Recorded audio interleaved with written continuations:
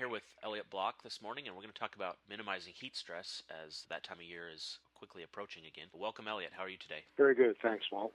Elliot, tell us a little bit about some of the tips that you talk to producers about when you start discussing minimizing heat stress. Well, the overall goal of minimizing heat stress, you can't really change the weather outside. What we can do is change some of the ways we do things so that cows are not really exposed at the hottest part of the days to do what we're expecting them to do, which is make milk and eat feed. So one of the things that we try to do is see if we can slowly, as spring approaches, change some habits in delivering feed such that we're delivering the fresh feed at the coolest times of the day, because cows usually come up to the bunk as soon as you put new feed down, and certainly if it's cooler outside, they'll tend to eat more. We also like to recommend increasing your push-outs and clean-outs, mainly for two reasons. One is that when you push up feed, you're going to stimulate cows to come over and eat some more. Other thing is that during the heat, we certainly wind up with more feed spoilage going on, so the more frequently you can change that or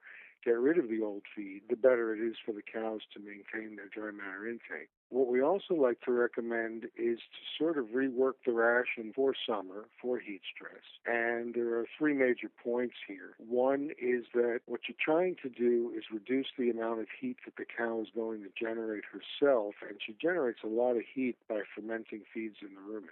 So one of the things we like to do is, within normal recommendations, is increase the amount of ruminally inert fats, providing more energy from fat and maybe slightly less from fiber and carbohydrates, again, maintaining the amounts that we need to at least maintain rumen function, mainly because the fats are not fermented in the rumen and don't generate any extra heat. In doing that, you should boost your bypass protein levels, because as you take some of those carbohydrates out of the ration, you're also going to be reducing the amount of rumen fermentation and bacterial protein, giving the cow some protein that she needs. So basically, you're going to substitute the bacterial protein with some bypass protein. Also, we always recommend that you work with your nutritionist, making sure that you can maintain your peak performance in hot weather, or at least as close to as possible. We all realize that feed intake and milk production will take a hit when things are hot, but we can do things to mitigate that so you're not losing as much as you would otherwise lose because of the heat. In fact, the third change that we recommend for the summer, we also have a year-round recommendation for this, but increasing ration potassium. We know that cows are going to lose a lot of potassium, not just in the milk that they normally make, but also in sweat and salivation and increased urination. They lose quite a bit of potassium. The potassium levels that are generally recommended as required are probably insufficient to cover their losses, and we recommend raising potassium levels to at least 1.7% of the dry matter. In doing that, you're going to raise the DCAD value, and you can do that with both potassium and sodium.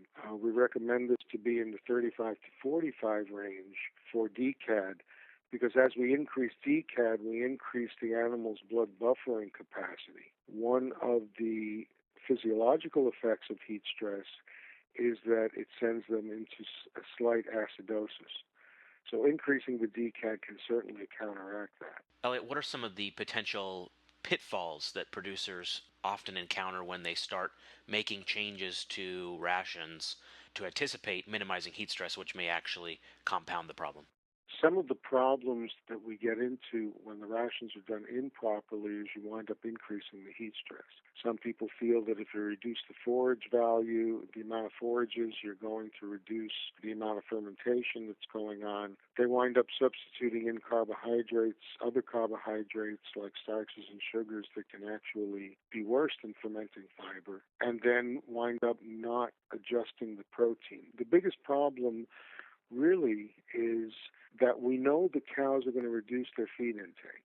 If they reduce their feed intake, you still want them to get the right amount of nutrients. So what you have to do really is make the ration more concentrated rather than less concentrated to deliver the protein and energy that the cows need to make the milk you're expecting.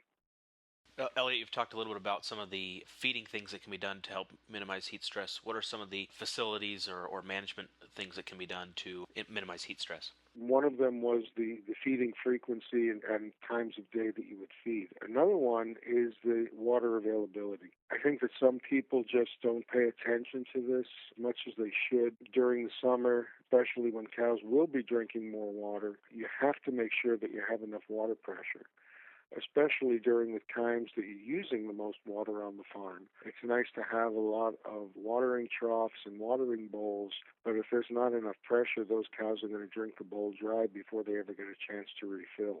So water pressure is something that should be looked into before the heat actually hits. Another one is if you don't have water available at the parlor exits, that's one of the places that cows are most thirsty immediately after milking.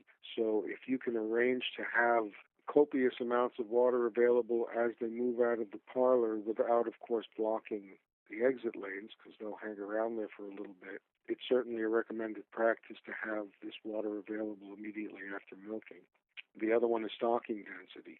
Keeping stocking density at or below 100% and having at least 30 inches of feed bunk space per cow is essential. These cows, when they start crowding in, if you ever get down in between them, it gets pretty hot when they're crowded together. And they'll tend to stay away from the feed bunk if they feel that they're going to overheat just getting up to the feed bunk.